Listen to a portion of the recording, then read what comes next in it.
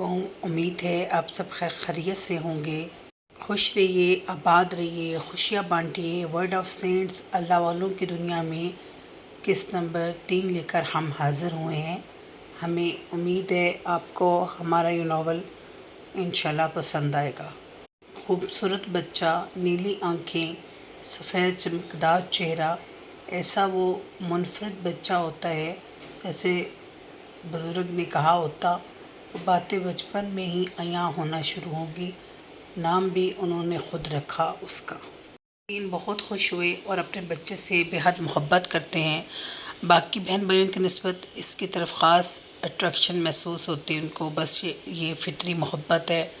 کمار 2 دن سے انتظار کر رہا ہے، چنبیلی وہ نہیں آئی۔ جہاں کام کرتا ہے وہاں معلوم کیا تو وہ ٹال دیتی ہیں۔ ابھی اپنے ابا کے ساتھ ایک کمرے میں رہتی ہے مگر وہاں بھی نہیں ہوتی۔ یہ حیران و پریشان ہو جاتا ہے، گئی تو کہاں گئی؟ اکثر وہاں آتا ہے گنے کا جوس پینے۔ راجا وہ مسکرایا۔ تتلی اڑ گئی، اب تیرے حالات خراب ہو گئے۔ وہ اڑ گئی، تتلیاں تو ایسی ہی ہوتی ہیں۔ وہ بولا میں نے تو شادی کرنی تھی، اب تیرے ہاتھ میں نہیں آئے گی۔ اب سونو اپنا ٹھیلا وہیں لگاتا ہے، اس کا بہت اچھا چلنے لگ پڑا، وہ ترقی کرنا شروع ہو گیا۔ اس نے ٹھیلا چھوڑ دیا، چھوٹی دکان بنا لی جس میں وہ بنارسی کپڑا سیل کرنا شروع ہو گیا۔ کمار تو حیران ہی رہ گیا، دیکھتا ہی رہ گیا۔ کیا کیا ہو رہا ہے اسے ابھی کوئی خبر نہیں۔ آگ کیسے لگی، سازش کس نے کی؟ یہ دنیا فانی ہے۔ عمار کو تعلیم و تربیت شیخ صاحب نے کی۔ شیخ خود بھی باقاعدگی سے لا حول ولا قوت الا باللہ کا وظیفہ پڑھتے۔ میں اللہ کی مدد کے بغیر کوئی بھی کام کرنے کی طاقت نہیں رکھتا ہوں۔ یہ کثرت سے بہت پڑھتے اور اس سے ان کی روح میں طاقت اور ہر کام میں اللہ کی مدد شامل ہو جاتی۔ بس یہ ان کا معمول ہوتا، اپنے قدرت رکھنے والوں کو بھی یہی بتاتے۔